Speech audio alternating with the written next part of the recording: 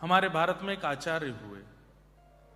वो आचार्य कथा में बैठे थे और एक स्वामी जी बैठ करके कथा सुना रहे थे। कथा सुनाते सुनाते स्वामी जी ने कहा कि नाम में इतना बल है, इतना प्रभाव है कि व्यक्ति कुछ ना करे, पूरे दिन केवल नाम करता रहे तो नाम ही उसका जीवन चला देगा। तो एक बालक, कुतर की बालक खड़े होकर के बोला, मैं दिन भर काम ना करूं, मैं दिन भर कुछ ना करूं, पूरे दिन नाम ही नाम करता रहूं, का नाम मेरे को भोजन करा देगा? मैं धन ना कमाऊं, अन्न ना खरीद के लाऊं, रसोई घर में जाके ना बनाऊं, तो क्या नाम मुझे भोजन करा देगा?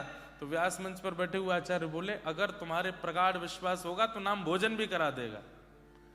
तो उसने कहा ठीक है, मैं पूरे गांव वासियों को कह करके जा रहा हूं कि मैं 1 सप्ताह के लिए कुछ नहीं करूंगा, केवल एकांत में बैठ के नाम करूंगा, देखता हूं कि नाम मुझे भोजन कराता है कि नहीं।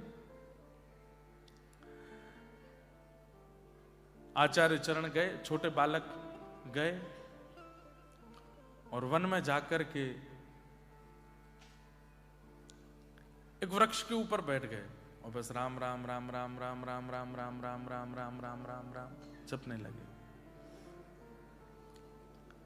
अच्छा, नाम भी 2 प्रकार से होता है। जैसे हमारे व्रज में एक महात्मा है, उनका नाम मैंने देखा तो राम राम राम राम राम राम राम राम राम राम राम राम राम, जितनी श्वास है उतनी राम राम बोले। अब बीच में श्वास लेने के लिए रुकना तो पड़ेगा, राम नाम छोड़ के सांस लेंगे फिर नाम राम राम राम, लेकिन उनका नाम कैसे चलता है? राम राम राम राम राम राम राम राम राम राम राम राम राम राम राम राम। वो सांस लेते हैं तब भी राम राम बोलते, एक क्षण के लिए नहीं छोड़ते। ऐसे नाम करने वाले लोग रहते हैं वृंदावन में, भारत में, अयोध्या में, चित्रकूट में। तो आप उस वृक्ष के ऊपर बैठ करके राम राम राम राम गाने लगे, बोले देखता हूं नाम मुझे भोजन कराता है कि नहीं। बैठे बैठे बैठे बैठे बैठे घंटों व्यतीत हो गए। तभी वहां कुछ यात्री आए और उस यात्री उस वृक्ष के नीचे से ही जा रहे थे। वृक्ष के नीचे से जाते समय उन्होंने आपस में चर्चा की, ऊपर इनका राम नाम चल रहा था। इन्होंने कहा, भैया चलते चलते सुबह से दोपहर हो गई है, बहुत धूप हो गई है, थोड़ा इस वृक्ष के नीचे आराम कर लेते हैं, सामने नदी है, हाथ मुंह धो लेते हैं, और हमारे पास बहुत सारा प्रसाद रखा है, थोड़ा पा लेते हैं। उन लोगों ने स्नान करके वृक्ष के नीचे बैठ के अपना पूरा प्रसाद खोल करके जैसे ही पाने लगे, सब लोग इधर देखो, ध्यान से सुनो। जैसे ही पाने लगे, ऊपर बैठे बैठे ये राम नाम कर रहे थे, जैसे ही पाने लगे उतने में ही उस क्षेत्र का एक बहुत बड़ा डाकू अपनी पूरी फौज लेकर के आ गया और उन यात्रियों को चारों तरफ से घेर करके अपनी तलवार वलवार निकाली, बोले सब सामान नीचे रखो, हाथ ऊपर कर लो। बोले भैया हम पे कुछ नहीं, हम तो यात्रीगण हैं, हमारे पास कोई धन धान्य नहीं है, सोना चांदी कुछ भी नहीं है। बोले सब क्या रखा है झोले में? बोले सब भोजन प्रसाद है।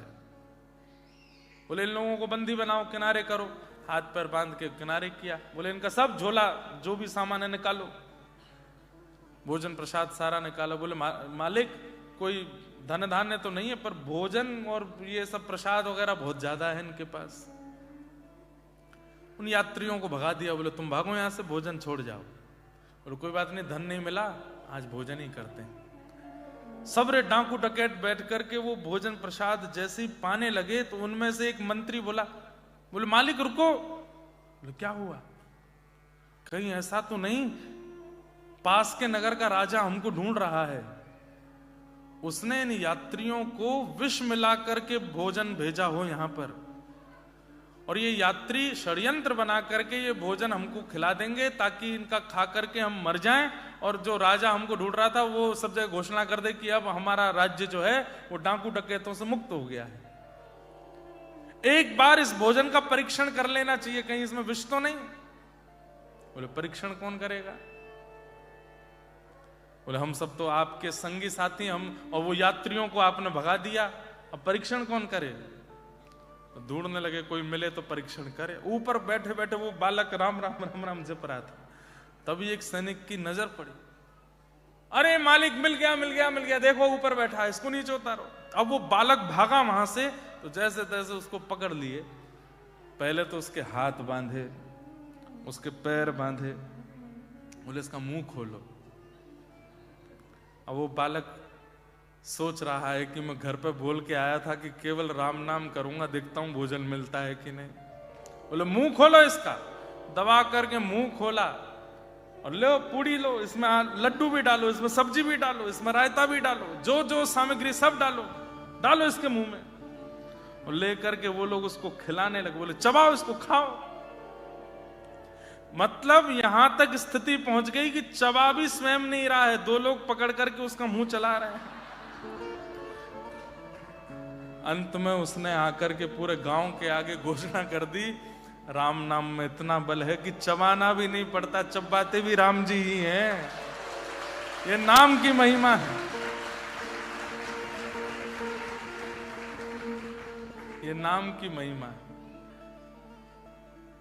और ये कोई मनगढ़ंत कथा नहीं है।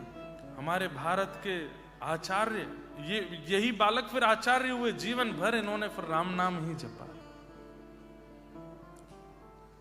तो मेरा कहने का मतलब ऐसा नहीं कि आप लोग जॉब ना करो, बिजनेस ना करो, स्कूल मत जाओ, कॉलेज मत जाओ, यूनिवर्सिटी में मत पढ़ो, बस नाम के आश्रय रहो।